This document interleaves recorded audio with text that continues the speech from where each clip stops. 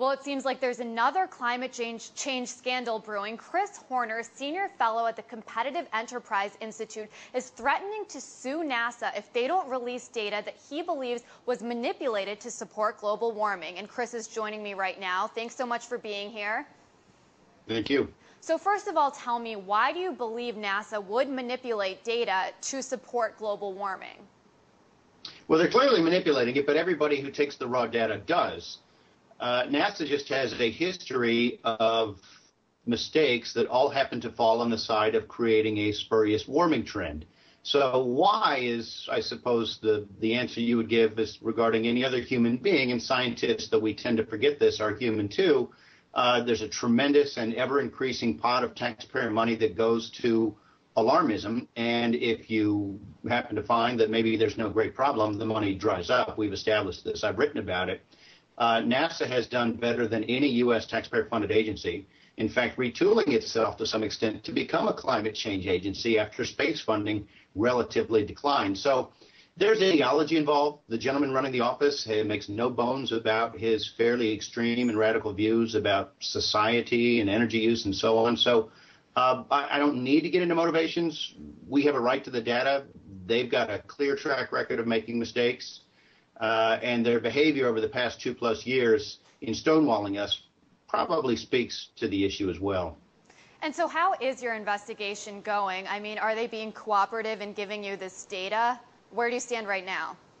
No, they refuse to acknowledge any of the requests or even the I won't say regular, but almost routine reminders I sent to them saying that, for example, when the president issued his executive order promising the most transparent administration in history, I would remind them that this seemed like a good time to bring themselves into compliance with the law. And it was always a deafening silence. Now, if you compare that to a request where they want to get their story out, they tend to find a way to comply within or fairly close to their legal limit of 20 days, not 2 years and 4 months.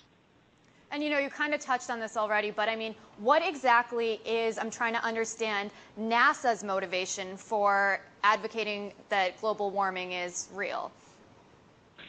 Well, it's less NASA writ large than it is this particular office that has done quite well under the panic, and that is called the Goddard Institute for Space Studies, which is actually the U.S. equivalent of the Climatic Research Unit in the United Kingdom, of which we've all become so familiar.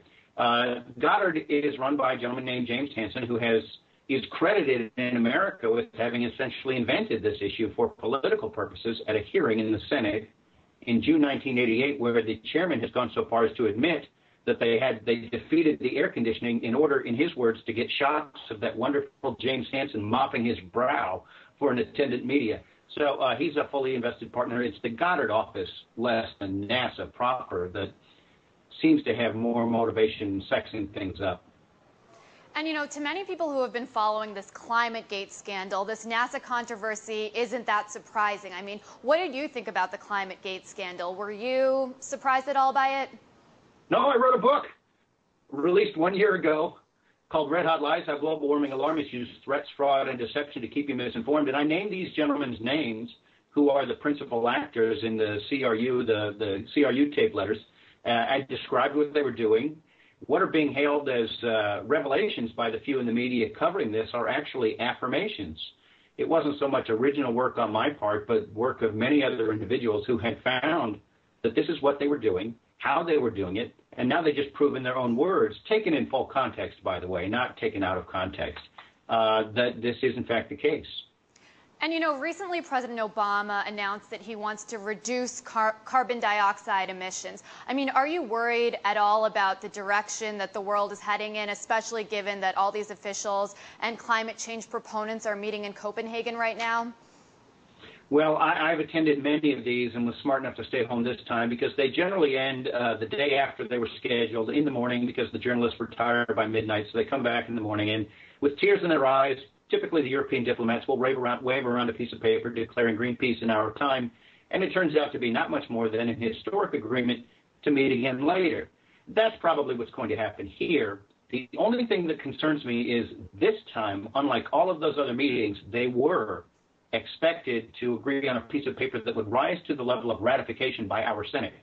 That's not going to happen. It's been kicked into an election year in Mexico City to agree to a treaty exempting Mexico to export U.S. jobs to Mexico. So politically, things aren't calculated well for the energy rationers, but this is a tremendous regulatory and statist reach and overreach. So we have to be very vigilant and concerned, but I have to think that there is no political will here in the United States to do what they want to do, and unless they find a very clever way to run it in through the back door, they won't succeed. Well, Chris, thank you so much for joining me. We'll certainly be keeping our eye on that NASA scandal, but for now, it's back to you guys in Moscow.